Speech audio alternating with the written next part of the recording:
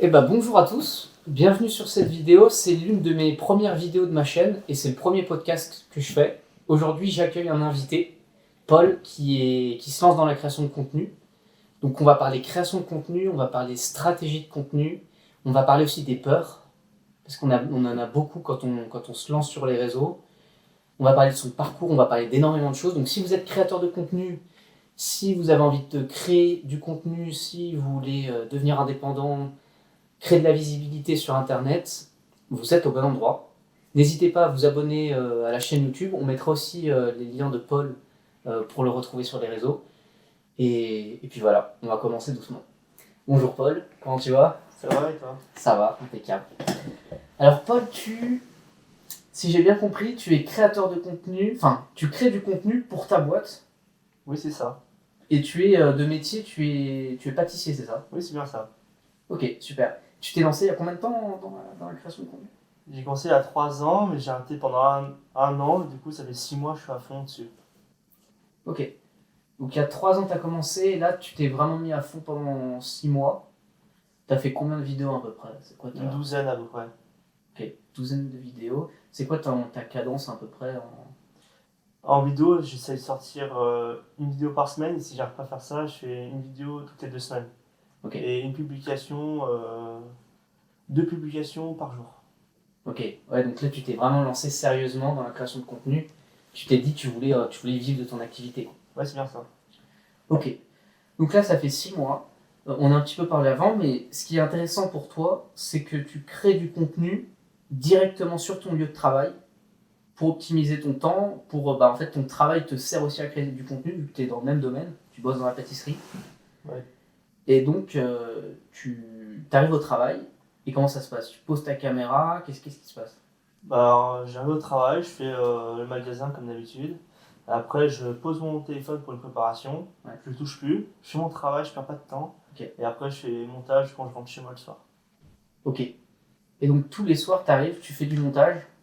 Oui, c'est ça. Ok. Et donc tu as les rushs en fait de tes journées où tu travailles, où tu fais tes pâtisseries, quoi. Oui. Ok, intéressant. Et comment est-ce que tu arrives à gérer tes relations avec tes collègues qui te voient poser ta caméra au travail? Comment est-ce que ça se passe? Bah, Un peu il compliqué. rigole, il se fout de ma gueule. Ok. Au début, j'imagine, c'était très inconfortable. Ouais, compliqué. Il dit ah, Paul le TikToker, Paul l'Instagrammeur. Mais en Ouais. rigolant. Ok. Et ça te touchait au début, Oui, c'était compliqué. Ouais. compliqué. Mais ça t'a pas empêché de continuer. Tu t'es Non, dit, ouais. on s'en fout, je fais abstraction, quoi. Ouais, c'est ça. C'est à partir de quand que tu t'es dit, bon ben, mes collègues, ils m'embêtent, euh, je m'en fous, je fais abstraction. À partir de quel moment dès le premier jour ou t'as vraiment. Au bout d'une semaine, quand il commençait à voir sur les réseaux, Ouais. parce que plus ça va, plus il commençait à être vu, beaucoup plus de vues sur mes vidéos, tout ça. Du coup, c'était une chance sur deux qui tombait sur mes vidéos. Ouais. Du coup, après une fois qu'ils ont vu, voilà quoi. Et qu'est-ce qu'ils te disaient au début? Ouais, Paul l'Instagrammeur, comme le TikToker, tu vas percer, tu verras. En foutant de ma gueule quoi. Ok. C'est intéressant parce que je sais pas pourquoi les gens ils ont un problème avec les gens qui essayent de faire des choses. En tout cas en France, il y a un truc avec ça de si t'as des rêves trop grands, t'es mal vu quoi, c'est pas normal. Je pense que j'ai une petite idée. C'est quoi? Bah, eux, ils sont en fait, nous, on est un peu hors dans le système. Ouais. On fait à part, on fait notre propre business, tout ça. Mais eux sont déjà dans le système, ils sont à leur compte, ils ont une boîte qui tourne. Eux, les réseaux, ils s'en foutent. Ils mettent rien sur le réseau. Eux, ils voient si c'est à la fin du mois ça paye. Ils ont un bon salaire. Mais c'est tout. Ouais, mais tu vois, pour moi, tu peux être content pour les autres, tu vois. Même si, ils ont une vie différente et toi, tu as des aspirations différentes. Pourquoi ils seraient là à te critiquer? C'est que ça, je pense que ça les dérange un peu, tu vois. Ouais, en soi, oui, je pense. Et je pense d'un autre côté, ils se disent, mais en fait, moi, je suis pas capable de le faire dans ma vie. Donc, en fait, le moyen le plus simple de faire abstraction du fait que je suis pas capable, c'est de critiquer, quoi. Je sais pas, peut-être. C'est intéressant. Et donc, aujourd'hui, là, tu continues à créer du contenu au travail. Oui, Ça fait 6 mois que tu fais ça. c'est ça, ouais. Ça fait quand même 6 mois que tu poses ta caméra au travail et que t'as des collègues qui sont là et ils te critiquent. Ouais, c'est ça. Ok. Tu tiens d'où cette. Après, j'ai eu des critiques au début. Ouais. Maintenant, ça fait 2-3 mois. Ouais. On m'en parle plus. Maintenant ils arrêtent un peu. Ouais, il me demande, par exemple, après, il m'a demandé alors, ça en est où tes vidéos, ça avance, tes Ouais. commandes, il commence à s'intéresser. Ok. C'est Pas marrant. longtemps, là, avant mon week-end. Là. Ok. Et c'est marrant parce que j'ai l'impression que plus tu as du succès dans ce que tu fais, moins ils vont te critiquer. Et à un moment, ça va être l'effet inverse où ils vont. Où si tu as un succès, et ben, ils vont dire ah, trop bien. Vas-y, on te garde, tout ça. C'est quand même fou. Mais du coup, en fait, c'est une mentalité qui te bloque. Si des gens comme ça, ils sont en train de regarder la vidéo et qui ont cette mentalité, en fait, ça va les bloquer. Parce que s'ils décident à un moment de lancer quelque chose, de prendre un risque dans leur vie, en fait, inconsciemment, ils vont se dire, mais moi, vu que je critique les gens, quand ils se lancent, pourquoi les gens ils me critiqueraient pas? Donc en fait, la peur est encore plus importante. Et donc en fait, ça crée des gens qui prennent aucun risque et qui juste prennent aucun risque en fait. Et ça, c'est super dommage. Après, je pense que dans mon audience, il y a énormément, la plupart ont une bonne mentalité par rapport à ça. Et même ceux qui se lancent pas sur les réseaux et qui sont atterris ici, c'est qu'ils ont une forme de curiosité qui va leur permettre d'apprendre des nouvelles choses, de sortir un peu de leur cadre habituel. Et pour moi, c'est top. Donc c'est trop bien. Mais du coup, pour revenir à toi, ça fait donc 6 mois que tu te l'es lancé sérieusement, ça fait 3 ans que tu as commencé. Et entre-temps, donc t'as bossé en salariat. Oui, c'est ça. Ok. Et qu'est-ce qui t'a donné envie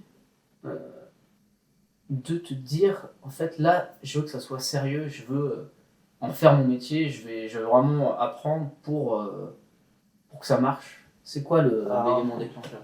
J'ai fait un déclic, je me suis réveillé, j'ai déjà 26 ans. J'ai commencé déjà assez tôt. Ok. Déjà jeune, j'ai commencé un petit peu Ouais. faire une page, tout ça. J'avais 18 ans, j'ai commencé sur la page par exemple Facebook, je suis à 500 ou 700 abonnés, je sais plus trop. Et il me suit depuis j'ai l'âge de 15-16 ans. J'ai déjà commencé au début. Ouais, et après, Après, t'as arrêté avec le temps parce que Arrêté. t'avais d'autres activités. Après, Ouais, t'as fait une pause quand t'avais d'autres activités. Puis à un moment, tu t'es dit. vas-y, il faut que je fonce. Et puis là, je suis bien stable, tout ça. Ouais. Je peux m'investir, je suis posé. Avant, je faisais beaucoup de boulot droite à gauche. Ouais. Je changeais beaucoup d'entreprise, du coup, c'était assez compliqué avec les patrons. Ok. Et là, je trouvais une bonne place. Et du coup, là, je commençais à lancer mon commerce. Incroyable. Et si ça peut inspirer certains qui nous regardent, on n'est pas du tout à l'aise là devant la caméra. Et c'est même la première fois qu'on fait un podcast, donc c'est vraiment inconfortable pour nous. Vous voyez, on nous voit bégayer. On fait ça un peu comme ça, on essaie que ça se passe bien. Mais tu vois, on est comme vous en fait. Et les personnes, souvent quand on veut se lancer sur les réseaux, on pense que tous les gens qui se sont lancés, ils ont une aura incroyable, ou ils sont pas du tout timides, ou ils ont plein de choses à dire, ils ont une vie super intéressante et tout. En fait, au début, c'est pas du tout le cas. Et ça arrive, on voit tous ces créateurs qui maintenant ils sont super connus et tout, et on les voit super à l'aise et tout, parce qu'en fait, ça fait des années qu'ils se sont entraînés, qu'ils se sont mis devant une caméra comme ça, et qu'ils ont commencé de rien sur un salon, tu vois, comme ça. Et donc, tout ça pour dire qu'en fait, il n'y a rien d'anodin, et c'est un vrai métier. Et même si certaines personnes pensent que c'est super simple, et quand on nous dit t'es influenceur, machin, pour moi, là, le métier d'influenceur, c'est un métier très très compliqué, parce que ça te demande en fait de. Déjà, quand tu fais une vidéo et que tu la regardes, tu te vois à travers ta vidéo, et donc en fait, tu vois tous tes défauts, tout ce que t'aimes pas chez toi. Donc en fait, c'est un vrai travail personnel d'apprendre déjà à s'aimer, d'apprendre à se montrer, d'apprendre à se mettre en avant. Et là, ce qu'on est en train de faire, c'est pas du tout confortable, mais on le fait parce que finalement, toi, ça va t'aider. Moi aussi, ça m'aide, ça me permet de m'améliorer. Vous, ça vous apporte de la valeur. Et en fait, plus tu fais des choses inconfortables qui te font peur, mais tu sais qu'à terme, ça te fait du bien, bah plus tu arrives dans ta vie à avoir une vie qui te convient, en fait, une vie qui est intéressante. Donc pour moi, c'est super important et bah, c'est pour ça qu'on continue le podcast. Et vous voyez, j'ai pris quelques notes au cas où j'arrive pas à avoir un fil conducteur ou au cas où je perds un peu la discussion. Mais tu vois, bah, en fait, je suis content parce que ça crée un podcast qui est humain et vous voyez un peu nos peurs et tout ça. Et d'ailleurs, on va parler de tes peurs. Quelle est la peur qui, avant de te dire je vais me mettre vraiment au sérieux, je vais vraiment exposer au monde, parce que tout le monde va le voir finalement, même ta famille, tes amis, tout, je vais m'exposer et je vais créer des vidéos pour faire la promotion de mon entreprise. C'était quoi ta plus grande peur avant de te lancer? Parce que la première vidéo, souvent, on transpire, on est là, on n'en peut plus, en fait, on a l'impression que c'est un truc, mais c'est énorme, parce qu'en fait, on s'expose au monde sur un truc qui n'est pas du tout bien vu, de manière générale, à part quand ça marche. Du coup, toi, c'était quoi ta plus grande peur? La première peur, c'est commencer. Ouais. Et c'est-à-dire, genre, il y avait quoi dans ta tête? Est-ce que je vais me faire juger? Est-ce que... Oui, ça, plein de critiques aux gens, de se faire juger ou pas. Est-ce que j'apposte la vidéo ou pas? Qu'est-ce qu'on va me dire? Les gens, qu'est-ce qu'ils pensent? Ils disent, ah, ça a raté, ah, il est bien. On sait jamais en fait, on n'est jamais sûr à 100% quand on commence. Il y a toujours des ratés, c'est bien, une publication peut-être tu vas rien faire, tu vas grave critiquer, et faut persévérer en fait. Ouais, c'est important que tu le dises, c'est qu'en fait, on n'est jamais sûr. Il y a toujours des jugements en fait. Et on s'est jamais dit dans nos vies, on va créer du contenu. À aucun moment dans nos vies, enfin, au tout début, on vit notre vie comme vous, et à un moment, on se dit, il faut que je crée du contenu parce que ça va me servir, ça va être positif pour ma vie. Mais à aucun moment, en fait, on a été prédestiné à ça, et à aucun moment, on est arrivé, et puis c'était simple dès le départ, en fait. C'est super compliqué, en fait. Et toi, qu'est-ce que... Là, t'as posté pas mal de vidéos.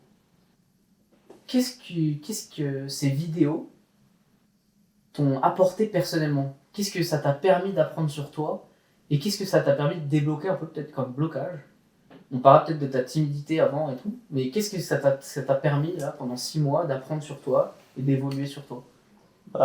D'être content de ton travail. Ouais. Tu fais tes erreurs, du coup après tu rectifies, tu essaies de faire mieux chaque jour. Ouais. Après tu as des bons commentaires. Personnellement, depuis que j'ai commencé, j'ai eu un mauvais commentaire, les autres ils étaient tous à fond avec moi. Du coup, justement, c'est ces gens-là, pas mon entourage, justement, c'est des gens que je connais pas, qui m'encouragent à continuer. Ouais. Du coup, ça motive encore faire plus.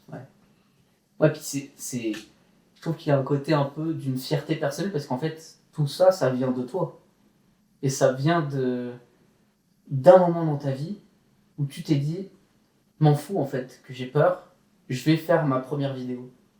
Et ça vient que de ça en fait. Oui, c'est ça. Et là, tu es en train de créer un truc qui te suit et potentiellement des personnes qui apprécient ce que tu fais, qui te soutiennent. Et aussi, tu as les critiques, mais les critiques, c'est important pour moi, les critiques sont importantes parce que pour moi, une critique que tu reçois et que tu n'aimes pas, et qui te fait du mal, c'est quelque chose que tu n'as pas réglé en toi-même.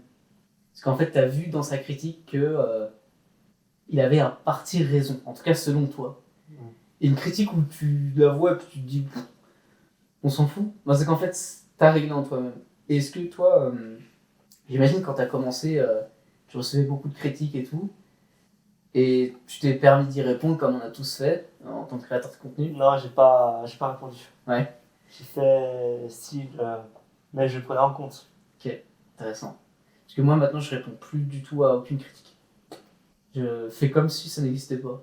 Et je me permets de bloquer en permanence tous les gens qui sont pas... qui je trouve qui sont pas des bonnes personnes ou qui m'aident pas en fait à avancer. Donc Pour moi, c'est un truc. Est-ce que toi, tu te permets de bloquer Non. en permanence? Non, pas du tout. Tu bloques personne. Je réponds pas, Ouais. mais je réponds juste aux personnes qui mettent des bons commentaires. Parce que moi, j'ai un rapport à ça qui est un peu particulier. C'est que j'ai compris avec le temps, en fait, ce que tu crées, tes réseaux, ton compte, en fait, c'est ton espace à toi, finalement. C'est un peu ta maison. Et c'est toi qui as les clés. Donc, tu peux y faire ce que tu veux. Et tu laisses cette chance de faire entrer n'importe qui dans ton espace. Sans qu'il y ait besoin de toquer à la porte ou de. Et donc, en fait, c'est un truc de. Je partage une partie de moi. Les gens, ils ont accès naturellement. Et donc, quelle est la limite des gens qui sont négatifs pour toi? Qu'est-ce que t'en fais, tu vois? Ça, c'est une vraie question, tu vois. Et moi, c'est une question que j'ai répondu avec le temps, tu vois. Mais moi, les gens qui sont négatifs, je les bloque. Pour moi, j'en entends plus parler. Et ça, pour moi, c'est très sain. Parce que du coup, en fait, je sais que dans la vie, il y a tout le temps des personnes qui sont mauvaises. Et donc, quand tu crées du contenu, ben, t'as une masse de gens qui arrivent. Sur la masse, t'as forcément des gens qui sont mauvais. Et donc, si tu bloques tout le monde, bah, il y a un moment donné où en fait, tu protèges ton énergie, tu vois. Ouais, je vois. Et ça, pour moi, c'est super important de le faire, de pas hésiter à dire non. Et ça, c'est un truc. Toi, je pense que. Enfin, on se connaît un petit peu dans le privé, mais t'as du mal à. T'as eu du mal pendant longtemps à mettre tes limites. Oui, c'est ça, ouais, j'ai compliqué. Et moi, c'était pareil à l'époque, j'avais eu beaucoup de mal à mettre mes limites. Et maintenant, j'arrive beaucoup mieux dans le sens où quelqu'un me fait chier, ou quelqu'un me pose un mauvais commentaire. Allez, je le bloque et on n'en entend plus parler, tu vois. Et ça, c'est super important et ça m'aide à mettre mes limites, tu vois, par rapport à ça. Est-ce que toi, tu arrives à mettre tes limites par rapport à ton contenu? Est-ce que tu arrives à avoir un certain contrôle sur ton espace, en fait, sur Internet? Ou est-ce que tu laisses vraiment rentrer tout le monde et pour l'instant, tu fais abstraction Je fais abstraction un peu de tout. Ok. Comme je suis pas trop. Enfin, je suis déjà à 760 followers sur Instagram. Du coup, je laisse tout le monde parce que je suis pas trop connu. Du coup, je laisse rentrer tout le monde. Mais les jours après, ça commence à monter. Là, je commencerai peut-être à mettre des limites. Intéressant. Ok. Et donc, j'aimerais qu'on parle un peu de. Pour qu'on comprenne et pour que les gens un peu arrivent à se mettre à notre place. Et comment est-ce que tu as commencé, toi, dans le monde du travail? C'était quoi ton premier boulot? Jusqu'à en fait le fait que tu sois arrivé à te dire je vais créer du contenu et je vais en vivre, je vais vivre de mon activité. J'ai commencé à l'âge de 9 ans, la pâtisserie, c'est une de mes passions. Ouais. Ensuite, j'ai commencé mon apprentissage à 14-15 ans. Ok. Quelque chose près, je crois. Les dates, les années passent. Je vais s'en souvenir. J'ai fait mon CAP. J'ai été meilleur apprenti de l'un élu en 2018. Ok. Après, j'ai fait 2 fois la mention. J'ai redoublé la mention.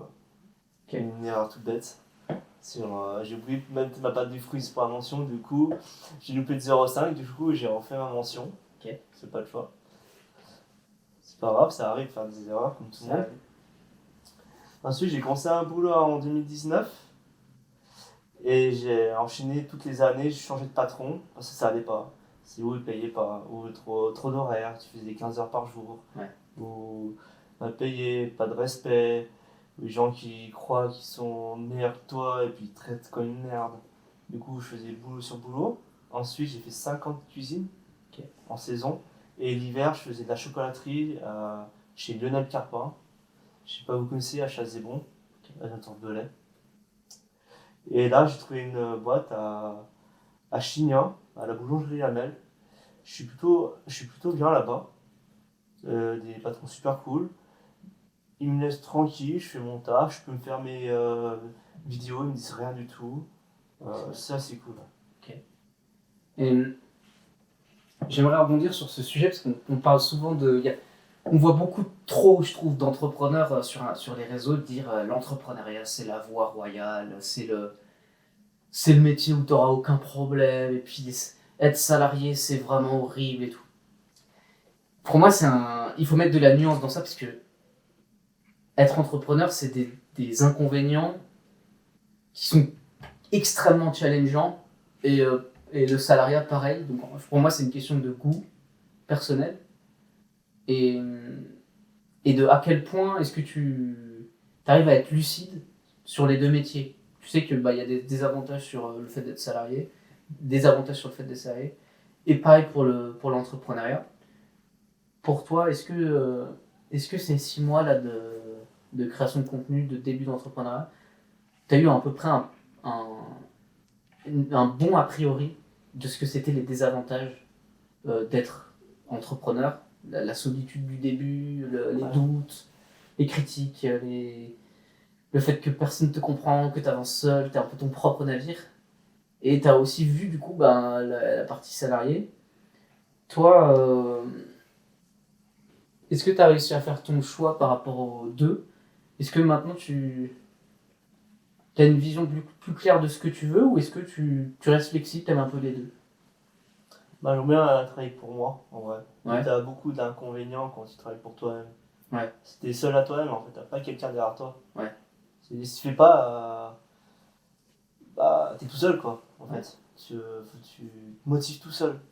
Ou t'entourer avec des gens qui te motivent, des gens que tu connais pas sur le réseau, qui te motivent Ouais. à continuer. Faut pas voir les gens qui te poussent vers le bas, en fait. Ouais, donc tu préfères toi ces inconvénients aux inconvénients du salariat alors. Ouais. Et aussi, t'as le salaire tous les mois, c'est ça qui fait garder. C'est pas le choix, il y a des factures à payer, avoir une famille. C'est pas le choix. Après, moi je pense que t'as un bon entre-deux parce que moi personnellement quand je me suis lancé j'ai été très radical mais aussi je pense par rapport à mon âge et à ma maturité. J'ai commencé à 19 ans et je pense que j'avais pas la maturité encore de me dire c'est, ça peut très mal se passer dans l'entrepreneuriat parce que t'es seul. Et donc chaque succès et chaque défaite est ta responsabilité personnelle parce que ça ne tient qu'à toi finalement.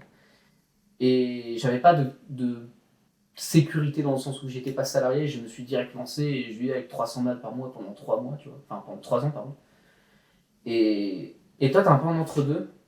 Donc je pense que c'est. Est-ce que pour toi, tu arrives à trouver un équilibre de j'ai mon salaire tous les mois, en même temps je lance ma boîte, et du coup, ben, forcément, j'ai un peu moins de temps pour lancer ma boîte, mais j'ai quand même cette sécurité et ce cadre un peu que bah, tes horaires de salarié t'imposent un peu pour bosser sur tes projets. Est-ce que pour toi, tu t'aimes ce mode de vie ou est-ce que tu trouves ça insupportable de faire les deux ou je sais pas comment est-ce que tu vis ça? Ah, c'est compliqué des fois. Ouais. Des fois, je me pose la question est-ce que je vais continuer ou pas, si je suis entre les deux. Ça fait du boulot en plus. Ouais. Déjà, tu tapes environ 45 heures en tant que pâtissier. Ça dépend aussi des périodes. Par exemple, l'hiver, t'as pas trop le temps. Alors à Pâques, enfin, il a Noël, les bûches, les galettes, Pâques. Du coup, des fois, t'as pas trop de temps, des fois, t'as plus de temps. C'est assez compliqué, mais Ouais. Ok. Et par rapport à tes. Parce que je pense aux personnes qui nous regardent, mais souvent quand on crée du contenu au tout début, on a un peu cette honte. Parce qu'on crée du contenu, mais c'est pas vraiment ce qu'on attendait comme contenu. On a l'image de je vais créer un truc de ouf et tout. Et genre le contenu il va être dingue, et du coup, ça va être exceptionnel et tout. Puis en fait, on se lance, on se rend compte la complexité déjà technique, la barrière à l'entrée technique de créer du contenu, les logiciels, les machins de montage, le son, la caméra, ta manière de parler, ta capacité à parler, à improviser, à faire des scripts et tout ça. C'est toute une. En fait, c'est tout un métier qu'on doit apprendre en autodidacte tout seul pour une seule personne. C'est un truc, c'est lunaire en fait. Et du coup, t'as cette honte du début parce qu'en fait, tes premiers contenus, bah souvent ils sont pas ouf. Et c'est d'ailleurs pour ça que les gens ils arrêtent au début parce qu'en fait ils acceptent pas d'être nuls au début. là, ils veulent tout de suite. Voilà. Ça Et à marche partir comme du ça. exactement. Et à partir du moment où tu t'acceptes qu'en fait au début tu vas être nul, tu vas être, ça va être nul. Tu vas regarder factuellement, tu vas te dire ouais mon contenu est pourri. Enfin, voilà, on va pas se mentir, c'est pourri au début. Mais c'est quand même le premier pas qui va te permettre d'accéder au deuxième pas, puis tu vas prendre et ainsi de suite. Tu vas créer un contenu qui va plus te ressembler, qui va te permettre d'être fier de ton travail. Et est-ce qu'aujourd'hui, euh, avec les 6 mois que tu as fait, tu en es où par rapport à là? Est-ce que ton contenu, pour l'instant, tu sens que tu n'es pas trop aligné, tu caches un peu, tu vois, à moitié, ou alors est-ce que tu arrives ou est-ce que pour l'instant, ou est-ce que tu as réussi à trouver l'aliment parfait où tu es super fier de montrer ce que tu fais et tout? Comment est-ce que tu as Entre les deux. entre les deux? T'as eu du contenu qui est, au début c'était catastrophique, Ouais. comme on disait. Mais là j'ai commencé à m'améliorer. Visuellement j'avais beaucoup mieux qu'avant. Ok. Mais c'est jamais parfait. Ouais. Faut dire, c'est jamais top top. Il y a toujours un truc à faire. Il y a toujours un truc, ouais. Et on peut partir sur ce sujet, mais en France, surtout en France, on a un rapport à les influenceurs, on a l'impression que personne n'a envie d'être influenceur en fait. Et dans le monde d'aujourd'hui, en 2026, si tu es un entrepreneur et que tu crées pas du contenu, eh ben, pour moi, tu te coupes d'une quantité de clients et d'une quantité d'opportunités énorme. Et donc, en fait, on se rend compte que beaucoup d'entrepreneurs ne créent pas du contenu et essaient de trouver des manières d'acquérir des clients, le bouche à oreille et tout, de manière différente que créer du contenu. Et du coup, en fait, malheureusement, ils passent après ceux qui prennent le risque de créer du contenu parce que ça leur apporte des opportunités énormes. Ils arrivent à être des références sur leur marché parce que juste ils acceptent de créer du contenu et du coup ils sont plus visibles que les autres, même s'ils sont pas forcément meilleurs, et ben ils deviennent des références pour leur visibilité. Et j'ai oublié le sujet, mais qu'est-ce que j'allais dire? Oui, alors ton rapport au fait d'être influenceur, pour moi en fait, quand tu crées du contenu et que tu es entrepreneur et que tu vends des produits, parce que moi de base, je crée du contenu pour vendre mes propres produits en tant qu'entrepreneur, je suis un vrai entrepreneur, tu vois. Mais à la fois, si tu fais que ça, si tu montres que ton expertise, si tu montres que la valeur que tu apportes, si par exemple toi tu vas montrer que tes gâteaux, que ta manière de faire des gâteaux, et ben en fait, tu vas manquer en visibilité parce que tu auras oublié une partie essentielle, la connexion émotionnelle avec ton audience. Et pour moi, cette connexion émotionnelle, elle passe par le fait de montrer des parties annexes de ta vie, en dehors de ton travail, par exemple tes peurs, par exemple tes goûts sur d'autres sujets, par exemple ta manière de voir le monde, ta perception de voir le monde. Et je pense qu'en fait, un compte Insta, pour qu'il soit qualitatif, eh ben, il faut que la personne arrive à montrer sa manière de voir le monde et l'englober dans un métier pour vendre des offres. Et du coup, si tu n'as pas une manière de voir le monde, ben, tu es moins visible que les autres. Et d'un côté, montrer cette manière de voir le monde, c'est accepter d'être un influenceur. Parce qu'un influenceur, par principe, il partage toute sa vie. Donc, à quel moment est-ce que tu t'es dit, j'accepte d'être aussi dans cet écosystème de je suis un influenceur, en plus d'être un entrepreneur qui vend des produits? Je me mettais pas dans cette case. Ouais, t'avais du mal au début à te dire, j'ai pas envie de raconter ma life, tu vois. J'ai envie de parler de mon métier, de vendre des produits. Pour ça, je parle que de mon travail, tout ça. Ok, c'est important qu'on parle de ça parce que moi j'ai vécu ça aussi pendant les premiers mois. Moi je vends des offres sur des parcelles de nature et donc je crée du contenu exclusivement sur ça. Et donc les gens me voyaient comme l'entrepreneur qui vend des parcelles de nature. Et en fait, petit à petit, j'ai appris à dévier mon sujet et à parler en fait de potentiellement tout ce qui m'entoure en fait. Et finalement, mon contenu aujourd'hui, ça ressemble plus à ma manière de voir le monde, c'est ça. C'est ce que je devrais faire en vrai. C'est un peu ce que tu devrais faire et ce que chaque entrepreneur devrait faire et se décomplexer de ok, t'as des gens, ils me disent t'es un influenceur. Oui, j'en suis un.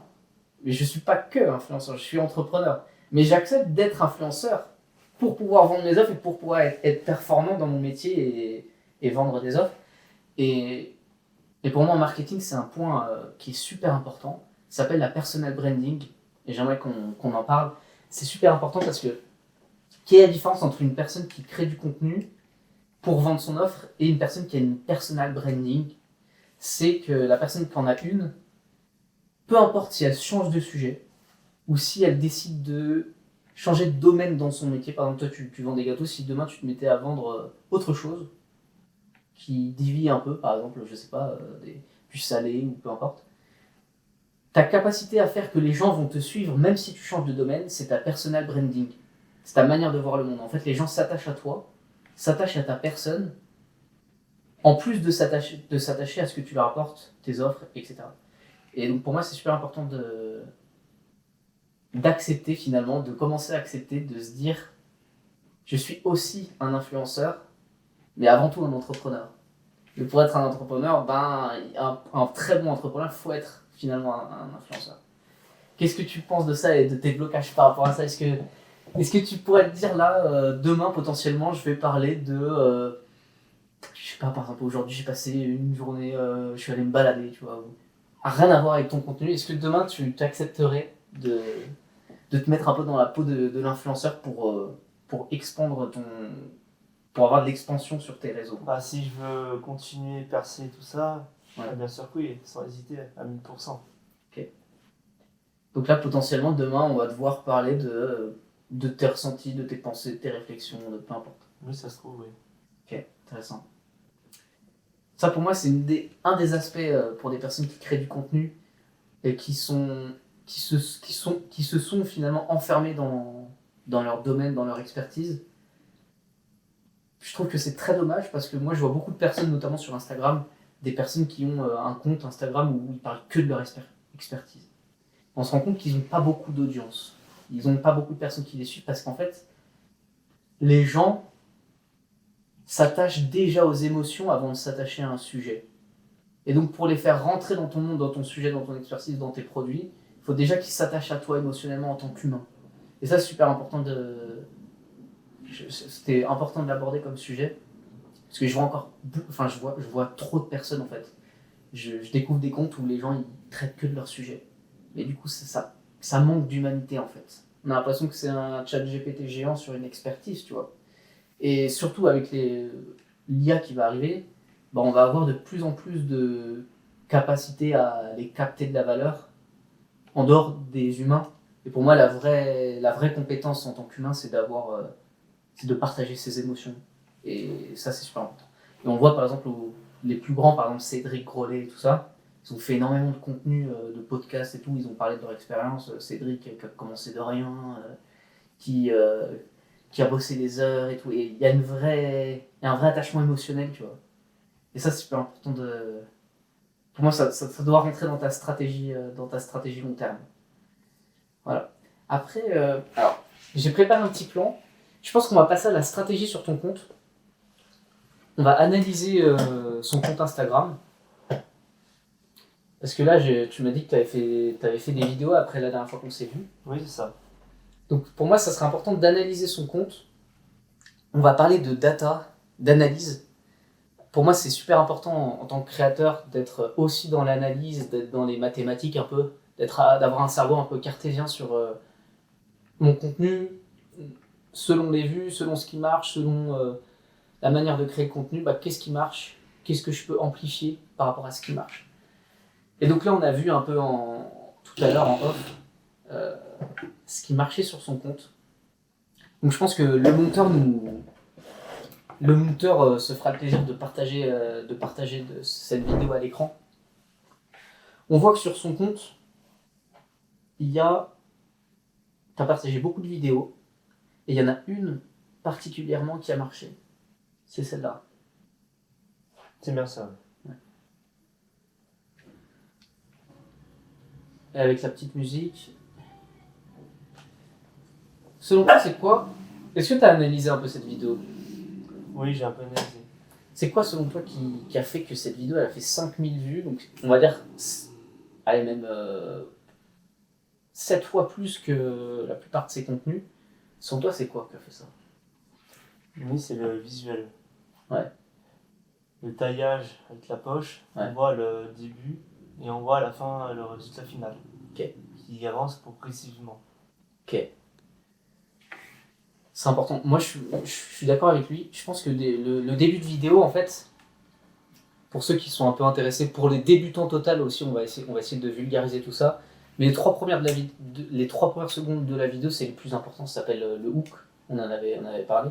Et là, le hook visuel est extrêmement qualitatif, je trouve. Parce qu'en fait, on part d'un hook visuel. Et ensuite, il y a des péripéties. Donc, comme la structure narrative d'un conte, le truc qu'on apprend au collège, les fables de La Fontaine. Situation initiale, péripéties, éléments déclencheurs et dénouement. Donc là, il y a tout.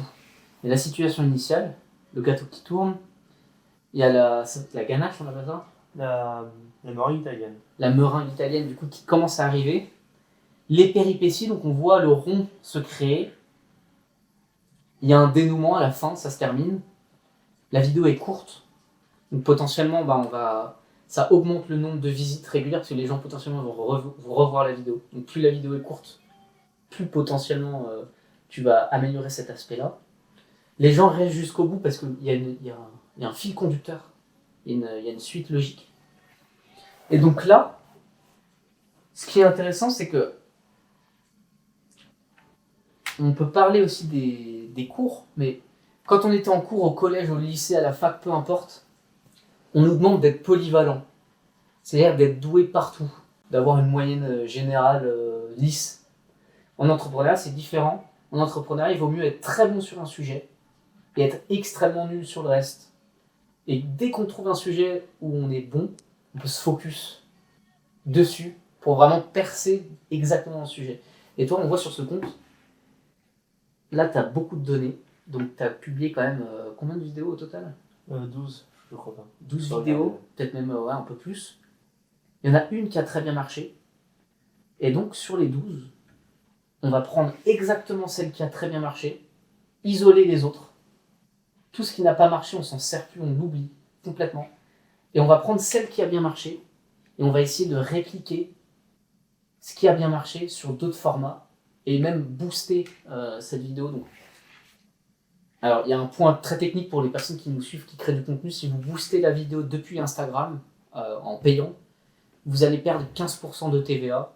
Donc potentiellement, en fait, vous perdez de la rentabilité. Alors que si vous boostez cette vidéo depuis Meta, depuis la plateforme Meta, et ben là, vous récupérez ces 15% de TVA, donc c'est beaucoup plus avantageux. C'est un peu plus technique. Mais si vous voulez faire de la publicité payante sur votre compte, il vaut mieux booster depuis Meta directement. Mais là, c'est pas ce qu'on va faire. On va essayer de faire évoluer son compte en organique. Organique, je pense que la plupart des gens connaissent, mais c'est des stratégies gratuites. Et pour moi, en organique, comment booster cette vidéo? Est-ce que tu as des idées? Ça m'intéresse, après je te dirai les miennes. T'en as pas? Je sais pas du tout là. Ok, on voit le gâteau qui tourne. Pour moi, je pense qu'il y a énormément de manières de créer des gâteaux avec cet aspect qui tourne là, avec ton rond qui tourne. Je pense que tu en as plein, non? Tu peux faire plein de gâteaux avec un rond qui tourne, non? Oui. Je pense qu'il faut que tu te focalises sur ça. Que tu postes des vidéos où il y a justement ce rond là, je sais pas comment ça s'appelle, mais ça s'appelle comment ça? Ouais, c'est pas trop. Plateau tournant. Voilà, plateau tournant. Bah, je pense que si tu focalises tes vidéos sur tes créations sur un plateau tournant, avec le rond qui tourne, et ben là tu as des vidéos qui sont pareilles que ceux-là, mais avec d'autres gâteaux. Oui. Du Il y coup, en a une qui est un peu moins. Elle a.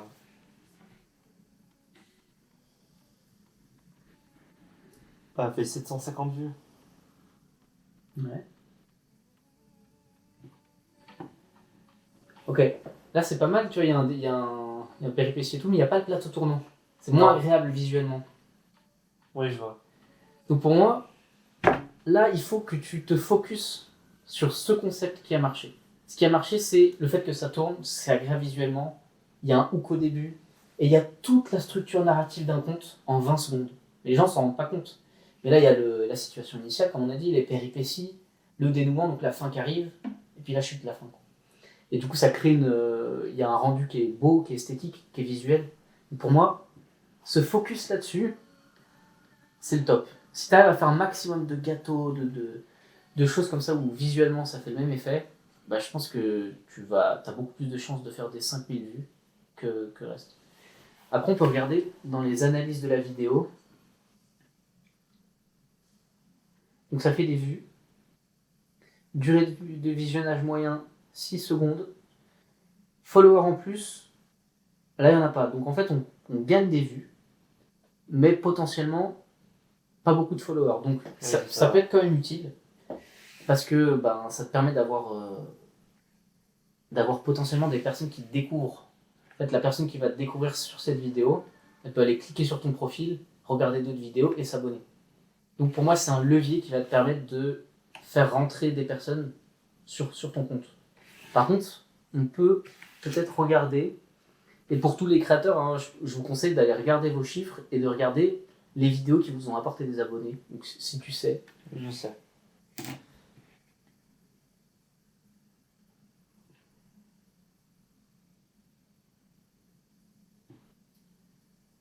Donc pour moi, en fait, les données les plus importantes, c'est même pas les plus abonnés, on en parlera. Alors là, on voit tout, donc ça c'est important. Alors, Donc ça, c'est tes premières vidéos, c'est ça? Ça, c'est tes premières vidéos, tout ça. Enfin, c'est les vidéos qui passent avant cela. ça, c'est les plus récents. Ok. Ce qui est intéressant, c'est que... plus. Ok. Ce qui est intéressant, c'est que tes plus vieilles vidéos, aucun abonné. Par contre, toutes tes récentes, hop, hop, hop, petit à petit, il y a des nouveaux abonnés. Donc on voit qu'il y a une machine qui est en train de se créer. Probablement parce que je pense que tes premiers contenus, t'avais pas vraiment travaillé ta bio, t'avais pas une image. Oui, c'est ça, j'avais pas encore pas fait une la clarté. vidéo, tout ça. Là maintenant que tu as ta clarté et tout, et que tu commences à avoir plein de vidéos, donc les gens comprennent qu'en fait c'est sérieux, tu commences à publier et tout, les gens s'abonnent beaucoup plus. On voit visuellement, c'est beaucoup plus qualitatif. Je pense qu'il faut continuer comme ça, tu vois. Les vidéos qui t'ont rapporté le plus d'abonnés. Alors, intéressant. C'est celle-là, celle-là et celle-là. C'est les 3 dernières alors. Ouais. Ok, intéressant. Je pense que les vidéos qui t'ont apporté des abonnés, c'est là où on te voyait. Ouais, j'ai remarqué aussi. Ça, c'est une donnée qui est très importante. C'est Même qu'en fait, une publication où on voyait que ma tête, je me présentais. Ouais. J'ai eu plein d'abonnés. Ouais. Et beaucoup plus de vues qu'une photo d'un gâteau. et ça prouve une seule chose, c'est que les gens s'abonnent à une personne avant de s'abonner à un concept. Ça, c'est un bon concept, mais il manque la personne. Ouais, il faudrait me voir en même temps. Alors, si tu arrives à faire ce concept-là, avec potentiellement une voix off, et en plus, toi, ta tête, et probablement quelque chose que tu vas te dire où tu vas prendre un risque, tu vas partager quelque chose de ton histoire, ou tu vas partager une peur, ou tu vas partager un peu de toi, de qui tu es, et ben là, probablement, tu auras des vues, et en plus des abonnés. Et donc ça, pour moi, c'est important de le faire. Après, donc pour moi, ça, voilà, la stratégie, c'est ça, c'est de reproduire ça avec de toi, mais la même structure. Et là, tu as quelque chose qui tient. Je pense que si, par exemple, ta caméra avec toi qui te filme, on voit ta tête, on voit ton corps et tout, et on te voit faire ça en même temps, genre pas en rapproché.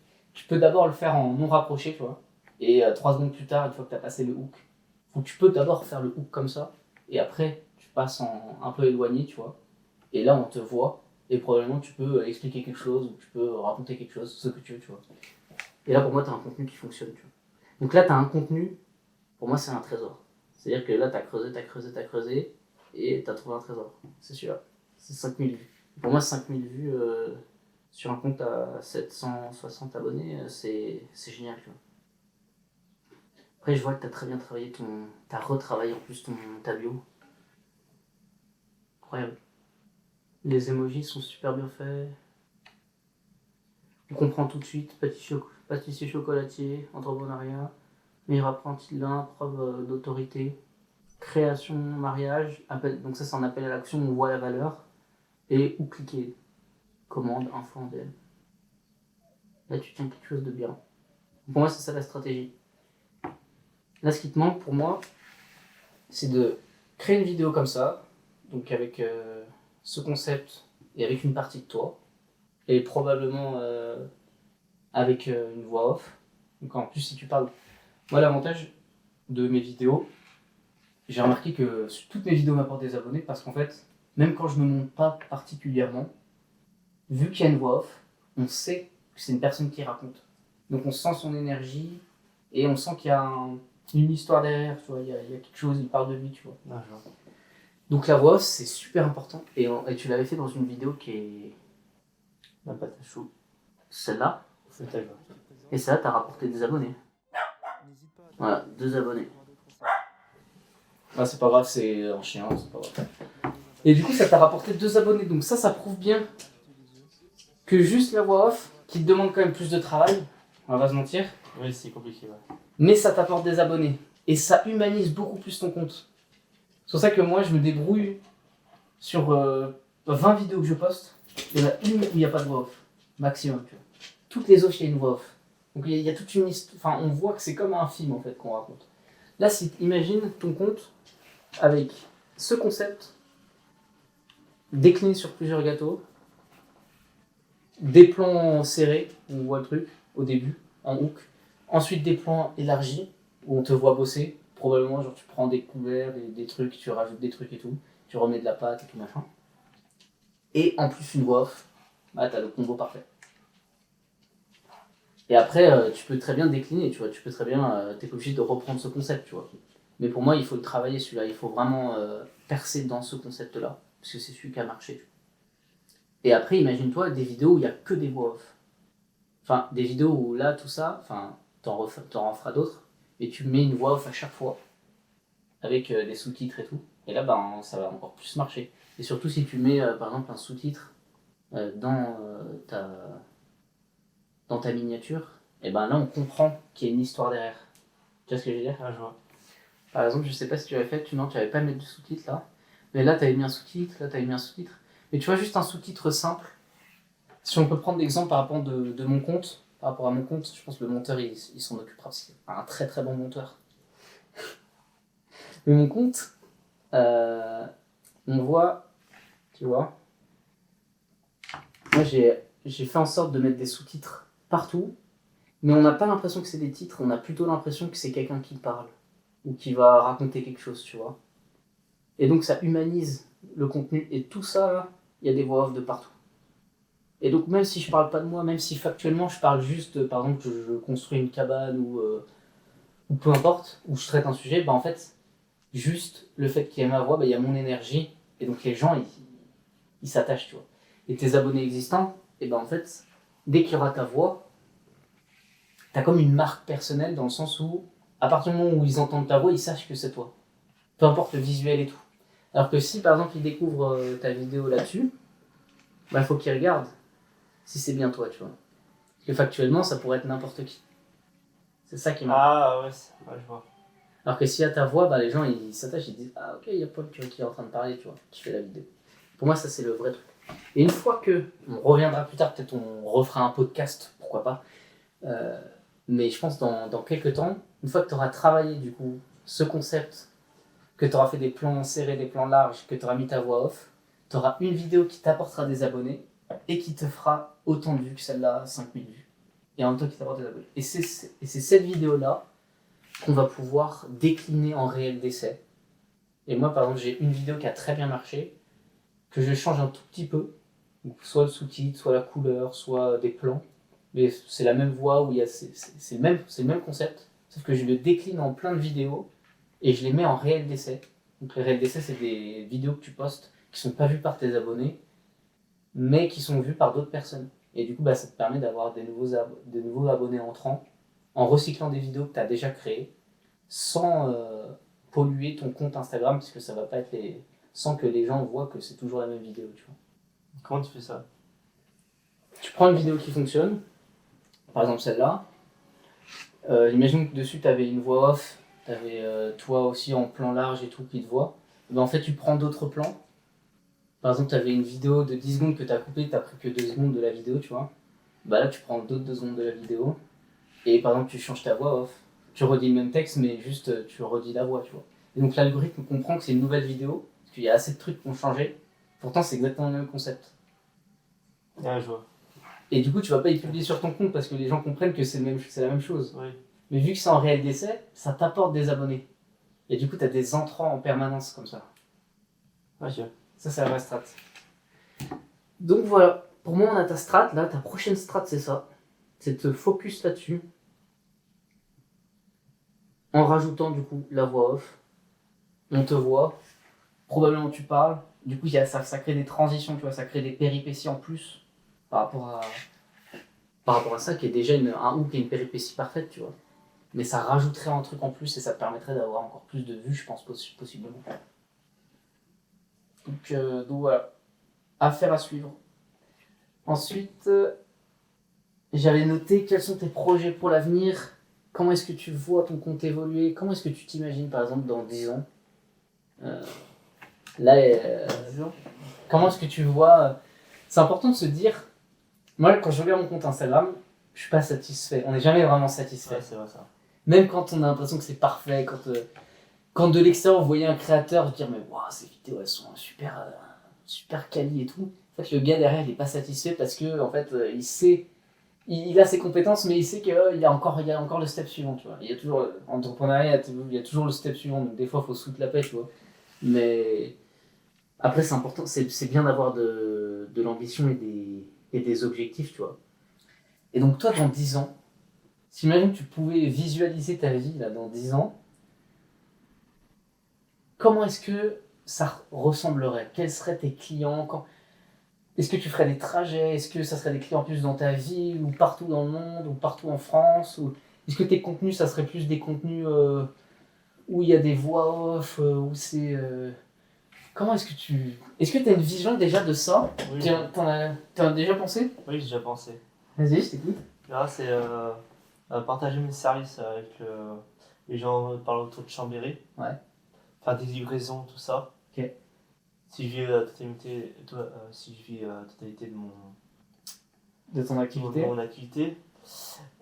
Après, plus tard, ce serait de faire des formations pour aider les gens. Formation pour en faire, ligne? pour faire des gâteaux, tout ça. Incroyable. Par exemple, tu payes la formation à 5 euros pour apprendre, je sais pas, à faire une forêt noire. Des petites Ok. formations, tout ça, pour aider les gens. Et du coup, faire des revenus automatisés. Du coup, après, je pourrais me concentrer sur d'autres trucs après. Et Intéressant. ainsi de suite. Toujours à faire chaque étape, faire un autre truc. Quand c'est validé, hop, tu prévois déjà un autre truc. Intéressant. Ouais, du coup, tu veux décorer ton temps avec la formation en ligne, ça te permet d'avoir des revenus, des nouveaux clients C'est ça. en Ouais. décorrélant ton temps de ça, de la livraison, de tout ça, et de pouvoir créer d'autres trucs derrière et d'augmenter le truc petit à petit. Ouais, et pourquoi pas après faire autre que la pâtisserie. Ok. On ne sait pas. On sait jamais ce qui peut arriver. Ok, c'est un beau projet. Et du coup, pour moi, pour créer ta formation en ligne, parce que on en a parlé l'autre fois, tu hésites encore à qu'est-ce que tu vas parler dans ta formation, quel est ton angle, quel problème tu vas résoudre, qu'est-ce que tu vas apprendre aux gens. Donc pour moi, c'est important de demander à l'audience. On va mettre le compte Insta de Paul dans les commentaires. Je vous invite pour ceux qui me suivent d'aller checker, ça ne vous coûte rien. Vous allez regarder son compte Insta. Si tout le monde a des anniversaires, des mariages, des baby showers, des événements, bah lui il est spécialisé là-dedans, il va vous faire des gâteaux personnalisés à la main, comme ça. Donc possiblement il y a des clients dans l'audience, mais déjà juste d'aller voir son compte et de se dire si je devais prendre une valeur de Paul, qu'est-ce que ça serait? Et peut-être lui envoyer un petit message en privé, lui dire mais moi j'aimerais bien apprendre par exemple à faire un gâteau, ou ce type de gâteau, ou j'aimerais bien...